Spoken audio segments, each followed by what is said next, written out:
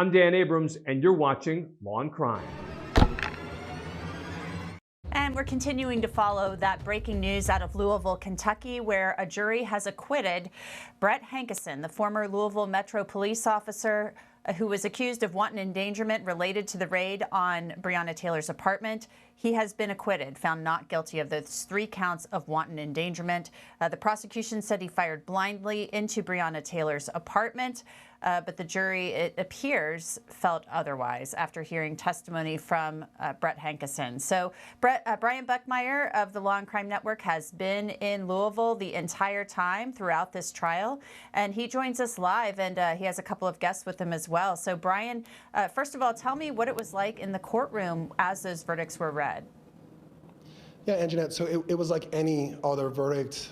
You could hear a pin drop in the courtroom as the jury came back, I think after about 3 hours of deliberations, if we're including the lunch break as well. No notes, came back with the just verdict, as you said, not guilty on all 3 counts. And I'm here, as you said, with some new friends, Stu Matthew, as well as Ibrahim Farag, co-counsel in this case. And so I think the best thing to do is probably ask them, because they had the best view. So Stu, before the verdict came out, when you heard there was a note, your thoughts? That's when your heart's always up in your throat, and until that verdict is announced, you know, your heart's pounding a million miles an hour. Yeah. And then, Anjan, I want to get this one quick question in as well. I'm also a public defender, been in defense for the last 8 years. There's a bit of a worry that a quick verdict may be a bad verdict in terms of, from the perspective of a defense attorney. Did you kind of feel that at all, or? No, I have tried a lot of cases over the years. I've had very quick guilty verdicts and very quick not guilty verdicts, and there's no way to predict based on time. All right, so you're giving a bit of a different facial reaction from co-counsel, so I'm going to go to co-counsel, ask the same question as well. We can chalk it up to inexperience, but I felt great throughout the trial. I felt great after closing arguments, but when we got that quick verdict, I'll be honest, I didn't know how to feel. I was a little uneasy, and I have the same viewpoint as you, Brian. Anjan, any questions from you? Yeah, I want to know how Stu got into this case, how he was contacted by Brett Hankison.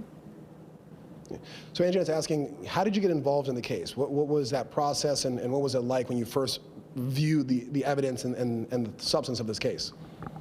Okay, so how did I get involved? How did I get involved in the facts of the case? How did you get involved with the case? Like, did Brett Hankison reach out to you, or was it Brett Hankison reached out to me. He was referred to me by some Cincinnati police officers. I am from Cincinnati, and I've represented police officers for a good part of my career. And Brett Hankison was informed of me, I guess, by some Cincinnati officers, and he called me. And your first kind of thought as you reviewed the facts of the case, what was that? My first thoughts were that it was a very defensible case, that it should never have been brought in the first place. But because of I'd say the politics surrounding it, I've been concerned since I first became involved. And then, Anjan, I know I've got one or two other questions, but Anjan, any other questions from you? I want to know, I mean, we saw Brett Hankison on the stand, obviously. We saw him in the police interrogation video. Who is Brett Hankison? Like, who does he know him to be? Tell us about him. Yeah. So Anjan is asking, we saw a lot of Brett Hankison throughout the trial, both in the interrogation video as well as him on the stand. And I'll throw this to you. As you got to know Brett Hankison, who do you see him as, and who do you maybe want us to know who Brett Hankison is after the trial? Give it to either one. Or I was going to say, I think that throughout this whole experience, what it's done is it's made Brett a little jaded. I'd say it's a fair assessment. I think that he referred to this during his testimony, but he is someone who's a father. He's a regular person, and I think this case has really been a big difference between perception and reality, and I think reality came out and came to fruition by that jury and that verdict, but perception was very different, and that can definitely have damage to a person's psyche, I think.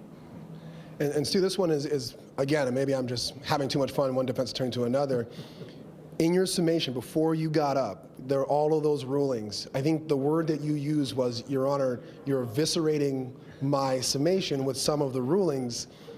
I think you ended up giving a 24-minute summation. Yes. Can you kind of talk to us about, before getting him to give that summation, what it was like when it changed it because of those rulings? Well, that was maybe a little political or a little grandstanding on my part, because I was able to say pretty much what I wanted to say anyway. But, this whole case, in my opinion, was you have to the jurors have to put themselves in the position of the officer on the scene in the moment with all the chaos and the changing circumstances, and the judge wouldn't let me say that, and wouldn't give me an instruction on which is what the law is on use of force cases.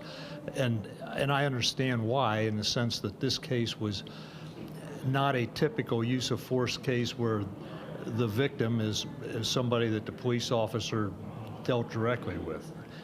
This was more of I'd call it transferred intent or something like that, but we were not permitted to get the jury instructions that we thought were appropriate, which kind of changed the game plan a bit. Yeah, but the result was still the same. So I guess the question is, your tactics were kind of thrown off a little, for lack of a better term, because of those rulings. But Mr. Frog, I'll come to you on this. Maybe my opinion may be wrong or incorrect. I think that you may have gotten out what you wanted through the cross-examination. So how do you feel the jury got to that decision, even though you didn't get to have the arguments you wanted summation or the charges? Well, it's funny you asked me the question, but I'm going to defer to what Stu has been saying throughout this whole process, and he says to me constantly, Ebe, keep it simple. And I think the facts of this case, as he's alluded to and emphasized, were pretty simple, and I think the jurors appreciated that. This isn't that complex of a matter, and I think they came to the right decision based on that. And again, Stu deserves all the credit for that. That's his MO. Anything you want to add? No, that's keep it simple, stupid is my motto, because I'm not smart enough to make it complicated. So. One last question, then I'll throw it to Anjanette. We know that I think you were in Breonna Taylor's home with the jurors as they were walking around. Can you give us a glimpse as to maybe what they may have been looking at and focusing on as they walked through? I really don't know. I think they looked at everything. It was a whole lot. I think seeing it live made it appear a whole lot smaller than what the photographs made it look like. And you could appreciate the tight spaces everybody was operating in, which was, in my opinion, a great benefit of having a view of the scene. Anjanette, any final questions? I know these gentlemen probably want to go and do some other interviews, maybe take a load off after some hard work, but any further questions? I don't think I have any. Congratulations to them on their verdict, obviously, and their hard work. And I'm just wondering, they had said earlier, Brett Hankison, this is the first day of the rest of his life. Do they have any idea where he goes from here? So first, Anjanette, I wanted to congratulate you on the verdict and all of your hard work. And then the final question we have is, you had mentioned that this is Mr. Hankison's first day of the rest of his life. Any idea as to what that will be going forward? I don't know. We haven't discussed that. We've taken it one day at a time, and I don't know. There is still to my understanding, a federal Department of Justice investigation ongoing. I don't know where he factors into that, but that's still a concern. So now I have to ask, do you think he's going to be calling Stu Matthews for the federal case as well? So far you're batting 100. I don't know. We haven't talked about that either, so we'll see. All right. Well, thank you very much, gentlemen, for your time. Brian, thank you. Appreciate you both. Pleasure, Thank you. And that's it, Anjanette. Back to you. All right. Well, thanks so much, Brian, for that. We really appreciate that and appreciate Stu Matthews and his co-counsel, Ibrahim Farag, coming on to speak with us about this. And as Stu Matthews mentioned, there is still that federal civil rights lawsuit, or investigation, I should say, federal civil rights investigation by the U.S. Department of Justice, which is ongoing. They are investigating the Louisville Metro Police Department over this incident. And also, they have a separate investigation, a similar investigation going on with the Minneapolis Police Department after the death of George Floyd. So this is something that the Department of Justice is taking very seriously. And when these investigations go on, they tend to find things that are concerning.